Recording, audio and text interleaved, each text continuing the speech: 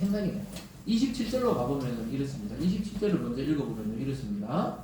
이에 베드로가 또 부인하니 곧 닭이 울더라. 닭이 울었어요. 예수님이 베드로 보고 예언한 게 뭡니까? 예수님 죽기까지 내가 예수님을 따르겠습니다. 그러니까 예수님이 네가 닭 울기 전에 3번 나를 부인하리라. 이렇게 예수님이 예언을 하셨거든요. 그게 오늘 이루어지는 거예요. 내가 예수님을 모릅니다. 3번째 부인하니까 어디서 닭이 그냥 울기 시작했다는 거예요. 이걸 좀 구체적으로 마태복음에 가면 이렇게 기록하고 있어요. 그가 저주하며 맹세하여 이르되, 지금 베드로 이야기하는 저주하고 맹세하고 나는 그 사람을 알지 못하노라 하니 곧 닭이 울더라. 이에 베드로가 예수님의 말씀에 닭 울기 전에 내가 3번 나를 부인하리라 하심이 생각나서 밖에 나가서 심히 통곡하니라. 예수님 말씀이 닭이 울면서 생각이 나는 거예요. 그 닭을 우리가 그래서 다 잡아먹으면 안 돼요. 한 번씩 닭이 울도록 놔둬야 인간이 깨우치죠. 요즘 밤낮 없이 운다 그러더라고. 닭이 닭장에 키우니까. 예전에는 반드시 시골에 있을 때는 닭이 새벽에 꼭 끼어 하고 수탉이 울기 시작하죠. 그러면 이제 새벽이 됐구나. 아마 이 베드로 당시에도 아마 닭들이 있었던 것 같아요. 예수님이 그러니까 네가 날이 밝기 전에다 이 말이죠. 닭 울기 전에 3번 부인할 것이다. 그래서 막 여기서 맹세하면서 막 저주하면서 내가 예수님의 제자라면 내 손에 장을 쥐듯이 막 이러고 있는 거예요. 베드로가 그러고 있다는 거예요. 여러분, 베드로가 이랬다는 것은 온 인류가 그럴 수 있고 또 예수 믿는 모든 성도들도 우리가 어떤 상황에서 예수를 부인하기 쉽다는 것을 보여주고 있습니다. 여러분, 현실에서도 예수 믿느냐? 우리나라도 그랬잖아요. 일제 당시에 예수 믿냐? 예수 믿겠다. 그러면 그냥 죽여버렸죠. 아니면 감옥에 가두든지 그랬다는 거예요. 심사 참여할 거냐? 안 할 거냐? 안 합니다. 이러면 또 목사님들 전부 감옥에 막 잡혀 들어가고 그랬다는 거예요. 한 번만 그냥 부인해라. 한 번만. 나 모릅니다. 그럼 살려줄게. 그래서 많이 타협하고 부인한 사람들도 있었죠. 그렇지만은 끝까지 또 예수님을 따라서 순교하신 분들도 있었어요. 지금 와서 우리가 막 그것에 대해서 초기에는 논쟁이 많았지만 결국은 어떻게 되느냐? 하나님이 또 연약한 자는 그때 연약한 대로 나중에 또 회개하고 돌아오고 또 그때 순교하신 분들은 그때 그냥 천국을 또 가신 거죠. 그래서 주님은 다 알고 계신다는 거예요. 베드로가 이렇게 배반할 정도면 모든 사람들이 예수를 배반하기 쉽다는 것을 알고 계셨죠. 어쨌든 눈앞에 예수님이 잡혀있고 자기도 잡혀 죽을지 모른다고 생각하니까 정말 부인하기 싫었지만 부인하지 않고는 살 수 없다는 생각이 드니까 예수를 모르는데 어떻게 모르냐고요? 맹세하면서 너 한 번만 그런 소리 하면 지금 날 저주하는 것이다 하면서 이럴 정도로 3번씩이나 부인하게 되는 겁니다. 여러분, 이 모든 과정이 뭐라고요? 예수님의 말씀이 베드로에게 하신 그 말씀이 이루어지는 과정이라고 성경은 말씀하고 있습니다. 여러분, 우리에게 일어나는 모든 일들도 우리가 다 이해할 수 있거나 해석할 수 없을 때가 많이 있습니다. 여러분 살아오면서 어떤 일을 겪었잖아요. 또 어떤 삶을 살아보셨잖아요. 그걸 다 이해할 수가 없다는 거예요. 근데 나중에 지나서 천국 가면 더 확실하고 나중에 지나서 보면은 말씀을 듣다 보면 그게 해석되는 거예요. 그때 내가 왜 거기 가게 되었고 그때 왜 그 사람을 만나게 되었고 그때 왜 내가 이런 일을 행하게 되었고 그게 다 이해가 된다고 말씀하고 있습니다. 그래서 베드로가 막 그 당시에는 난 절대 부인 안 해요. 나도 죽고 예수님 죽기까지 나 따라갑니다. 근데 어떻게 해요? 3번씩이나 맹세하면서 저주하면서 부인하니까 닭이 기다렸던 듯이 옆에서 닭이 기다렸던 듯이 뻑끼옥 하고 그냥 울기 시작했던 것이죠. 그러니까 예수님의 말씀이 생각나서 밖에 나가 막 통곡하고 울었다 이 말이 회개의 눈물을 그때서야 흘리게 됩니다. 그래서 베드로에게 주신 하나님의 은혜는 뭐냐? 예수님의 말씀이 생각났다는 거예요. 닭이 울 때 예수님 했던 예언의 말씀이 생각났다는 겁니다. 이게 하나님의 엄청난 은혜죠.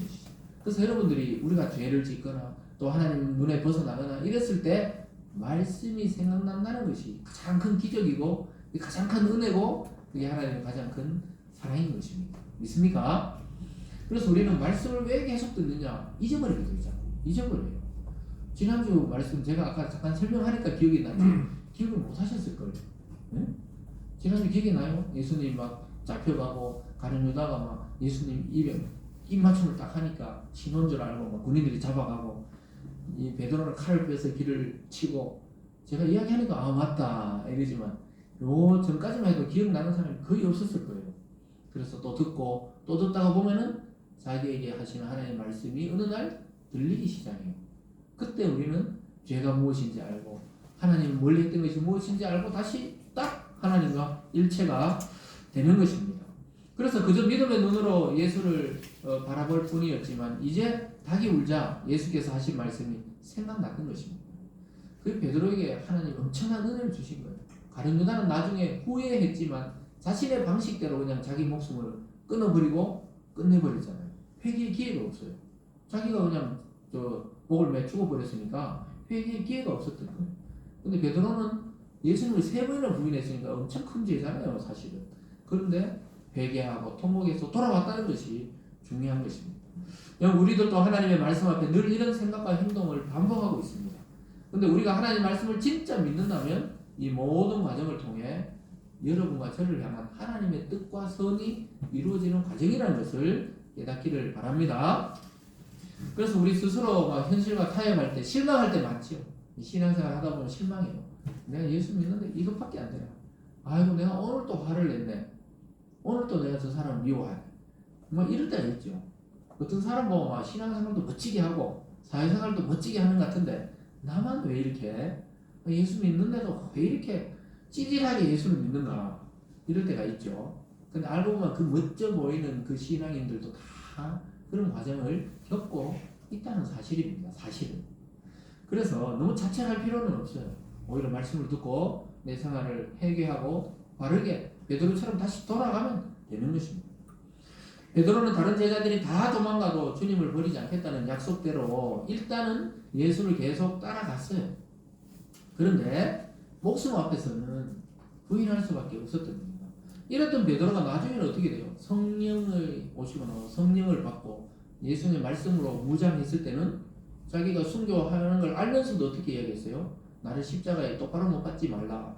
내 스승 예수님이 똑바로 못 박았는데 내가 어떻게 감히 똑바로 죽겠냐? 나를 거꾸로 매달아라 해라. 거꾸로 십자가에 매달아 순교하는 길에 이르게 될 정도로 죽음을 두려워하지 않는 자가 되었던 것이죠. 그렇게 되기까지 과정이 있었다니까요. 그래서 저와 여러분의 이 신앙은 과정을 생략하는 게 아니에요. 하나님 이 땅에서 하루하루 살아가면서 그 과정들을 경험하게 하는 것입니다. 그래서 우리의 믿음은 대단히 크고 대단히 높고 또 하늘을 날아가고 싶은 마음이 들지만 우리가 현실에서는 그 믿음이 작동하지 않을 때가 있다는 걸 늘 인식을 해야 된다 이 말입니다. 그러면 그래야 그게 성숙의 단계로 가게 됩니다. 주님의 말씀이 생각나서 성숙에 이르게 되는 것이죠. 우리들도 마찬가지입니다. 저와 여러분만 노력하고 결단하고 의지를 가지고 해서 성숙에 이르는 것이 아니고 하나님의 말씀이 내 귀에 들리고 하나님의 말씀이 우리를 찾아오고 또 하나님의 말씀이 내 인격을 다듬을 때 성숙하게 되는 거예요. 아이가 태어나면은 엄마가 젖을 먹이고 씻어주고 또 애가 잘 크도록 온도도 맞춰주고 옷도 입혀주고 애들이 잘 성장할 수 있도록 영양도 맞춰줘야 이게 애가 튼튼한 애로 자라는 것이지 처음부터 애가 튼튼하게 자라고 키가 딱 커서 이렇게 자라는 게 아니라는 것이죠. 그래서 오직 하나님의 은혜로 가능한 일들임을 믿으시기 바랍니다. 노력으로 되는 영역이 아니라는 거예요. 믿음의 영역은 내가 막 할 수 있다 하자 이렇게 되는 영역이 아닌 거예요. 나는 할 수 없지만 주님 안에서는 가능하다 이렇게 고백하면은 그게 정답입니다. 나는 할 수 없지만 내 주님 대신 그리스도 안에서는 내가 모든 것을 할 수 있다 이런 고백이 있기를 바랍니다. 네. 그래서 노력과 결단만 자꾸 하지 말고 믿음을 달라 기도해야 돼요. 하나님 말씀을 이해하고 또 말씀을 적용할 수 있는 이해력과 믿음을 나에게 허락해 주세요. 그럴 때 정말 꾸준하게 있잖아요. 믿음이 가지 오늘은 막 결단했다가 내일은 막 떨어졌다가 이렇게 되거든요. 그래서 꾸준하게 말씀을 섭취하고 말씀을 먹고 또 기도하고 이럴 때 성장과 성숙이 이르게 됩니다. 그럴 때 성령이 우리 속에 충만하게 임할 때 아무 시험 없이 계속 몇 년을 살아게 되는 그런 경험을 하게 되는 단계가 있다는 것입니다. 사랑하는 성도 여러분, 우리는 늘 다른 사람이 하는 일은 쉬워 보입니다. 굉장히 쉬워 보여요. 아 이거 나도 뭐 저 기회만 되면 저래 되겠다. 막상 그 자리에 앉혀놓으면 실력이 안 된단 말이에요. 그거 못해요 사실. 그걸 과정을 거쳐왔기 때문에 그것을 감당하는 것이죠. 다른 사람이 하면 멋있어 보이죠. 나도 하면 되겠다 싶은데 안 된다니까요. 번지 점프하는 거 밑에서 와 새가 날듯이 재밌겠다 그러는데 올라가 보세요. 못 뛰어내리고 그냥 포기하고 내려오는 사람도 많다니까요. 그 정도로 신앙생활은 그보다 어떻게 보면 더 힘들어요. 한 발짝 나간다는 거, 한 발짝 더 성숙한다는 게 굉장히 어렵습니다. 우리의 믿음이 현실적 두려움에 부딪혔을 때 이 현실적 두려움이 우리를 압도해버려요. 압도. 그 높은 곳에서 낮은 곳을 쳐다볼 때 그 두려움이 나를 압도해서 못 뛰어내리듯이 현실이 나를 압도하면은 믿음이 발휘가 안 됩니다.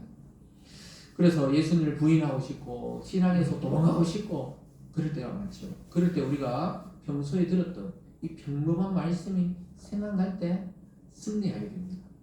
그래서 베드로는 용감하게 물리를 걸었을 때 그리고 예수님까지 내가 막 따라가서 죽겠다 했을 때 아니면 말고의 길을 딱 쳐서 막 종의 길을 떨어뜨리는 그 용기 있을 때 베드로가 성장한 게 아니라는 거예요. 오늘 예수님을 부인하고 도망가고 싶고 피하고 싶고 그리고 모르는 사람처럼 살아가고 숨고 싶을 때 오히려 하나님의 은혜가 닭의 울음소리를 통해 말씀을 깨달으면서 진정한 제자로 자꾸 거듭나고 있었다는 것입니다. 그래서 저와 여러분이 세례받고 금방 성도 됐지만 그 성도에 걸맞는 삶으로 나갈 때까지는 일생을 투자해야 그렇게 된다는 거예요. 그래서 쉽게 어느 사람처럼 나도 되고 싶은데 그렇게 하면 안 된다는 거예요. 어떨 때 은혜 받을 때 그렇죠. 전 재산을 다 팔아서 그냥 가난한 자들 나눠주고 마다 데레사처럼 아니면 또 아인슈타인처럼 그래 살아야지. 안 된다는 게 그게. 다 팔아놓고 다시 막 후계가 돌려달라고 그랬다고요. 그런다니까요. 아나니아 삽비라 부부가 어떤 사람이 와서 전체를 막 투자하고 이러니까 사람들이 와 대단하다 이러니까 자기들도 자기 논밭을 팔아서 전부 하나님께 드리겠습니다. 그래놓고는 딱 막상 현금으로 바꿔서 현금 하려고 했는데 어떻게 됐어요? 너무 아까우니까 반만 딱 드렸거든요. 그러니까 어떻게 됐습니까? 그냥 제단 앞에서 바로 직사해 버렸어요.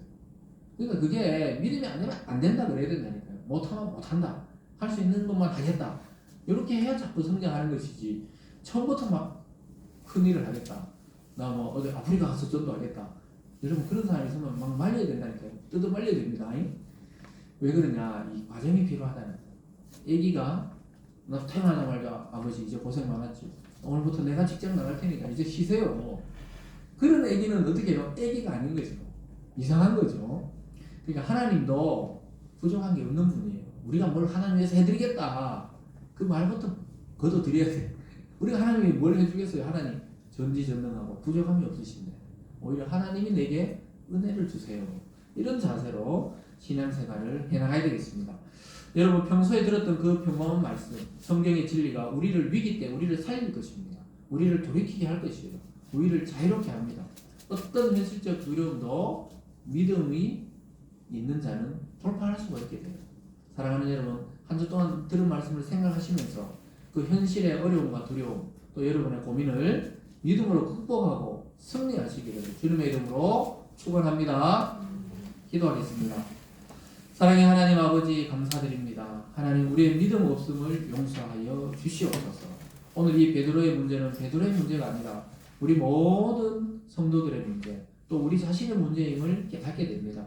하나님 현실과 믿음 사이에서 갈등하는 모든 지체들에게 하나님이 믿음을 다하여 주시고 또 이번 일들을 통하여 성숙하게 하시고 베드로가 이런 일들을 통해 주님을 더 깊이 알아갔듯이 우리의 현실적인 어려움을 통해 하나님을 더 깊이 알아가는 기회가 될 수 있도록 은혜 내려 주시옵소서.